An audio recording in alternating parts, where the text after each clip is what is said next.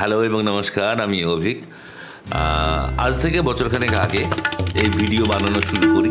সেই অপটু হাতে বানানো ভিডিওগুলোর মূল উদ্দেশ্য ছিল যে আমার জীবনে যে বহু বিচিত্র অভিজ্ঞতা আমি সঞ্চয় করেছি, যা কিছুটা বলার মতো, কিছুটা বলার নয়। তো সেই বলার মতো অভিজ্ঞতাগুলোকে শেয়ার করার চেষ্টা করেছি, মোটিভেট করার চেষ্টা করেছি। কিন্তু গালাগালির পাশাপাশি ইনবক্সে মানে মতামত পছন্দ না হলে গালাগালি, দ্যাটস ওকে, ফাইন। তো সেটা আমি কিছু মনে করিও না, করবও না। তো গালাগালি ছাড়াও যেটা অনুরোধ থাকে প্রায়ই, সেটা হচ্ছে, স্যার আপনি যেরকম প্রথম দিকে মোটিভেশনাল গল্প বলতেন সেরকম বলুন। কেউ কাউকে মোটিভেট করতে পারে না। খুব একটা সহজ গল্প বলছি, যে এক ব্যক্তি কয়েকটা লোককে ডাকলো, বন্ধুবান্ধবকে, দিয়ে একটা মজার জোকস বলল। তো জোকসটি শুনে সবাই পাগলের মতো হেসে গড়াগড়ি খেতে লাগলো। কিছুক্ষণ পরে লোকটি আবার সবাইকে ডাকলো, চাটা খাওয়ালো, এবং একই মজার জোকস আবার সে বলল। এবারে প্রতিক্রিয়াটা একটু কম হলো, ও কয়েকটা লোক হাসলো, বাকিরা হাসলোও না। খানিকক্ষণ পরে সেই ব্যক্তিটি চায়ের লোভ দেখিয়ে আবার তার বন্ধুদেরকে ডাকলো এবং তৃতীয়বার সেই একই মজার জোকস তাদেরকে বলল।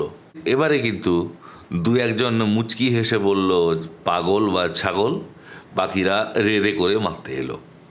তো প্রশ্ন হচ্ছে যে একই জোক শুনে যদি আমরা বারে বারে হাসতে না পারি, তাহলে কেন আপনারা জীবনে না পাওয়া কোনো একটা কষ্ট বা অপূর্ণতার জন্যে বা ভুলের জন্যে বারে বারে কাঁদতে থাকেন? মনে হয় এই ছোট্ট গল্পটা মনে রাখলে এর থেকে বড় মোটিভেশনাল বোধহয় কিছু নেই। জীবন জীবনের মতো, জীবন সহজও নয়, জীবন জটিলও নয়। আমরা এই জীবনকে সহজ, সরল বা কমপ্লিকেটেড বানাই। ভবিষ্যৎটা আমাদের হাতে নেই। অস্ট্রেলিয়ার ক্রিকেটার স্টিভ ওয়া তখন তার ফুল ফর্মে, তাকে এক সাংবাদিক প্রশ্ন করছিল যে আপনি এত কুল থাকেন কি করে? সেঞ্চুরি করেও কুল, ডাক করলেও কুল, পরিভাষায় বলে মাথায় বরফ দিয়ে রাখা। তো আপনি এত কুল থাকেন কি করে? উত্তরে স্টিভ ওয়া বলছেন যে দেখুন, আমার কাজ হচ্ছে ব্যাট করা। উল্টো দিকে যে বোলার বল নিয়ে তেড়ে আসছে আমার দিকে, সে কি বল ফেলবে, ইয়র্কার ফেলবে না বাউন্সার ফেলবে, আমি জানি না। ফলে যেটা আমার হাতে নেই, অর্থাৎ বোলার কি বল করবে সেটা তো আমার হাতে নেই। ফলে সে কীরকম বল করতে আসবে সেটা নিয়ে আগে থাকতে বলটা ব্যাটে আসার আগে পর্যন্ত আমি ভাবি না। আমার কাজ হচ্ছে ব্যাটটা দিয়ে বলটাকে বাউন্ডারির বাইরে বার করে দেওয়া। আমি সেই কাজটাই করব। বোলার কী ধরনের বল করবে, যেহেতু সেটা আমার আয়ত্তের মধ্যে নেই, তাই সেটা নিয়ে আমি ভাবি না। তাই বন্ধুরা, একটা কথা বারবার বলার, এটাই হচ্ছে ভালো এবং খুশি থাকার একটা প্রধান চাবিকাঠি। সেটা হচ্ছে stop thinking about things which are beyond your control.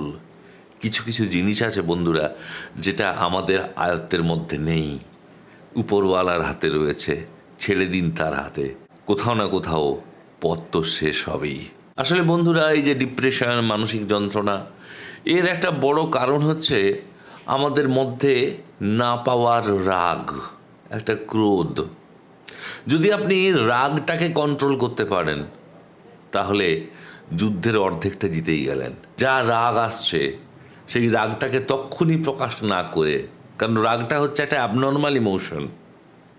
রাগের বশে আমরা অনেককে অনেক কথা বলে দিই, যেটা বলা হয়তো উচিত হয় না, আমরা পরে রিয়ালাইজ করি। কিন্তু মুখের কথা আর হাতের তীর একবার বাইরে বেরিয়ে গেলে আর ফেরত আসে না। তাই যখন রাগ হবে, আপনি স্পট অফ অকারেন্স থেকে সরে যান, দূরে কোথাও গিয়ে একটু প্রাণায়াম করুন, একটু দীর্ঘ শ্বাস নিন, প্রশ্বাস নিন, নিঃশ্বাস নিন। দেখবেন ধীরে ধীরে ধীরে ধীরে রাগটা কমে যাচ্ছে। তাও যদি আপনি না পারেন, মনে মনে কাউন্ট ডাউন করুন, 100, 99, 98, এইভাবে। It will take lot of time and lot of attention. 1 থেকে 100 যত সহজে আমরা গুনতে পারি, 100 থেকে 1 গুনতে গেলে মনটা কিন্তু ডাইভার্টেড হয়ে যাবে। এতে কী হবে? রাগটা কমে যাবে এবং আপনার যে প্রতিক্রিয়া, সেটা কিন্তু এমন হবে না যাতে পরে আপনাকে অনুতপ্ত হতে হয়।